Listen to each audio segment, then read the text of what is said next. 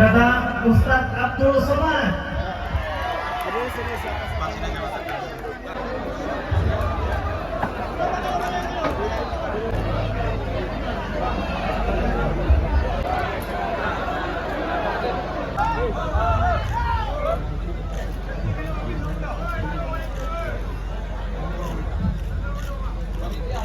Pada malam ini dapat melaksanakan satu kegiatan yang sangat luar biasa.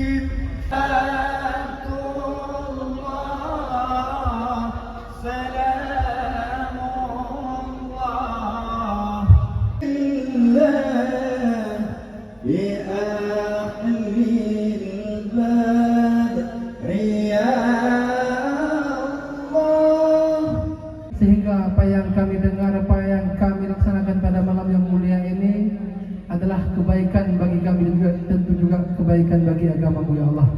Kemudian ketiga, bukankah selama seminggu mata mulai lepas dari tempatnya? Bukankah kepala, tanggal, rambut, copot kuku dari ujung jari?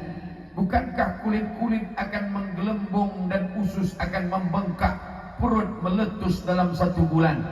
Itu tidak berlaku bagi seorang syahid, seorang yang gugur karena memperjuangkan bumi Nangro Aceh Darussalam. Dia adalah Teku Umar. Mudah-mudahan kita mendapatkan semangatnya insyaallah. Sekarang kehidupan berpengalaman, tapi acara sebesar ini sampai penuh tanah lapang sepak bola dengan tenda-tendanya semakin bergelora. Tablik akbar malam ini dilanjutkan oleh generasi muda pelanjut syahid Tengku Umar. Betul? Jadi yang membuat acara ini terselenggara, kata Walid Zainal Abidin, ini adalah anak-anak muda, baik yang dapat batik maupun belum. Wah, meleleh air matanya. Ya Rasulullah, ya. Kalau begitu orang tua tidak masuk surga. Kata Nabi, la yadkhulul. Banyak puasa. Ibu-ibu, kalau dapatlah menantu yang soleh macam panitia ini, jangan sampai kalian lewatkan. Karena mencari laki-laki yang soleh sekarang ini susah, ibu. Kalau mereka nanti datang meminang anak gadis. Wa kulli mujahidin lillah bi ahlil badri ya Allah.